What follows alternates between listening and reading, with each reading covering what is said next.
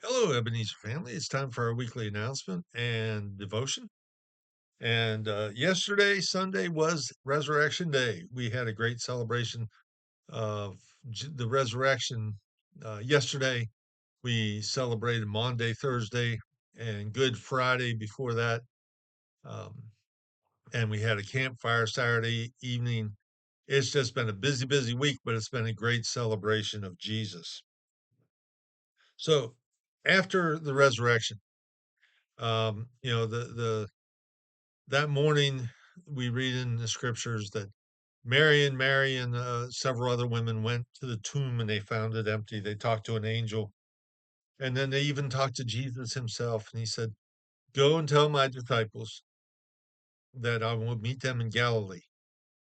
Um, Now, something different has happened here, and in Luke 24, starting at verse 13, we read about an encounter with Jesus.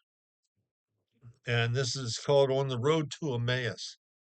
And it's rather lengthy reading, so I'm going to read it and just listen to the words, and then we'll maybe make a couple comments, and then we'll get on with our announcements. Now, that same day, two of them were going to the village called Emmaus, about 7 miles from Jerusalem.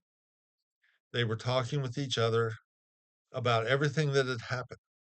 As they talked and discussed these things with each other, Jesus himself came up and walked along with them, but they were kept from recognizing him.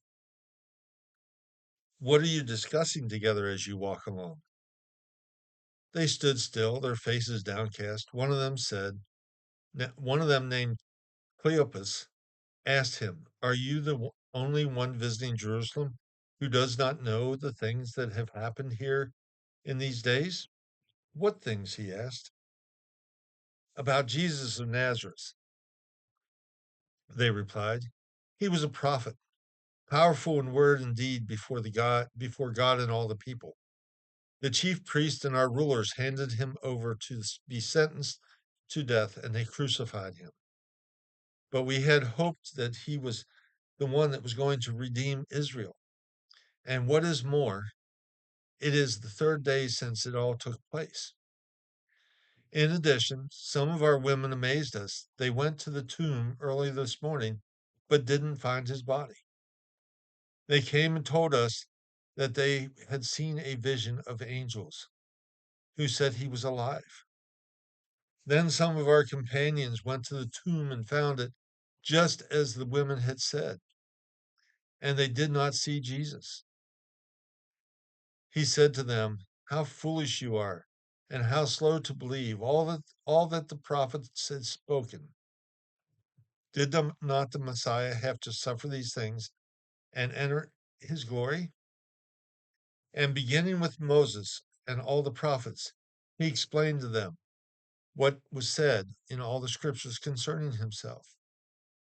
As they approached the village to which they were going, Jesus continued on as if he were going further. But they urged him strongly, "Stay with us, for it is nearly evening. The day is almost over." So he went in to stay with them. When he was at the table with them, he took bread, gave thanks, broke it, and began to give it to them. Then their eyes were opened and they recognized him, and he disappeared from their sight. They asked each other, "Were not our hearts burning within us while he talked with us on the road and opened the scriptures to us?" They got up and returned at once to Jerusalem. There they found the 11 and those with them assembled together, saying, "It is true, the Lord has risen and has appeared to Simon."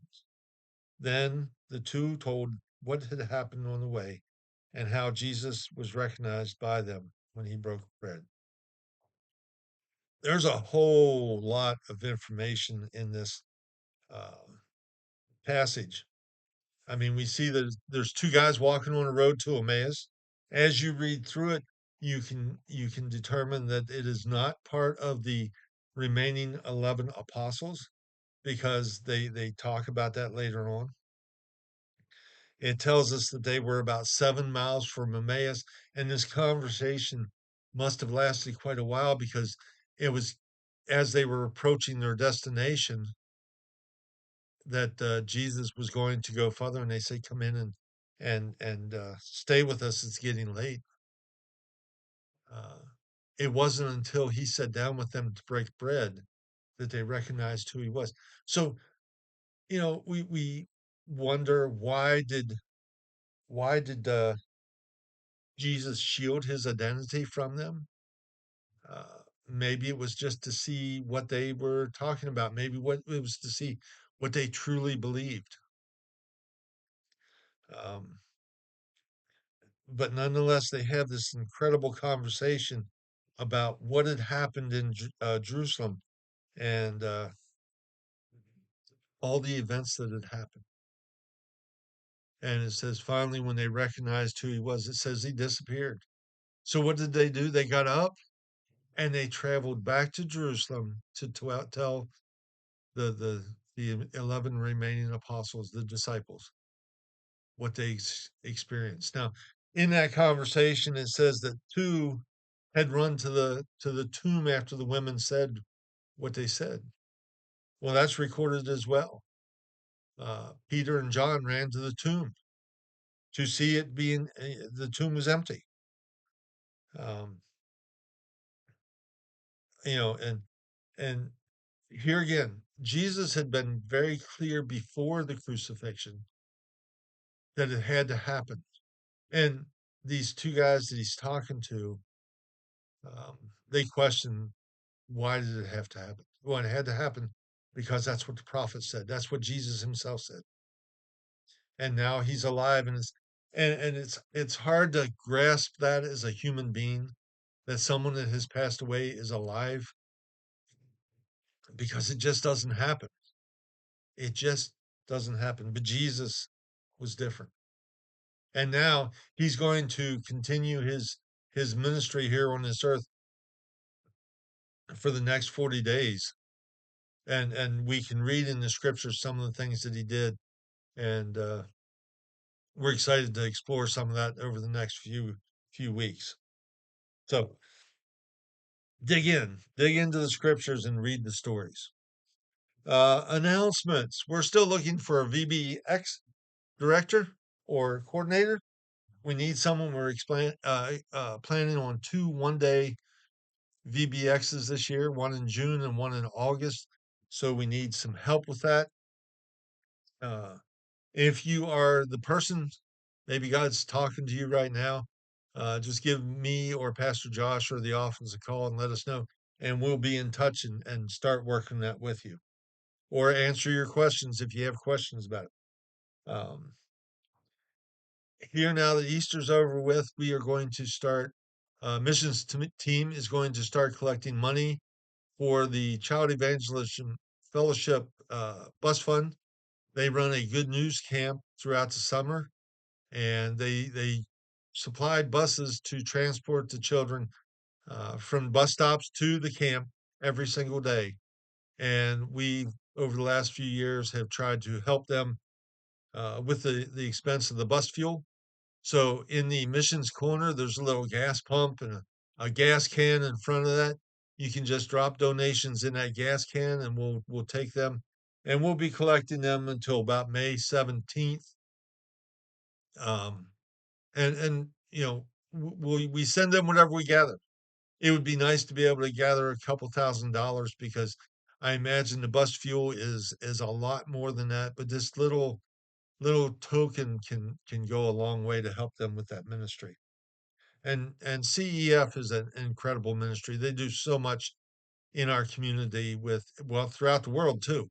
Um, Actually, several years ago, I went to Haiti, and CEF was there running a Bible school as well, and that was quite an experience. There was about 400 kids in that Bible school. So they are an incredible ministry, Christ-centered, and they do a lot to share the gospel. Uh, thank you to everybody that donated clothes to go to Laurel Mission. And our trailer is full. So we are going to shift our focus. We'll still be collecting clothes, but they will be going to Rescue Mission or the Hope Center in Hagerstown, and they can do with them whatever they can do with them. Some of them will be sold in their thrift store, and some will be recycled. They do a lot of different things there. Oh my, let's see here. April 25th from 4 to 6, we have a spaghetti dinner outreach. We'll be looking for donations and volunteers to help with that. People just come in and share. Um, the afternoon is from 4 to 6. So watch for more information about that. May 8th is our Nitro Youth Cake Auction.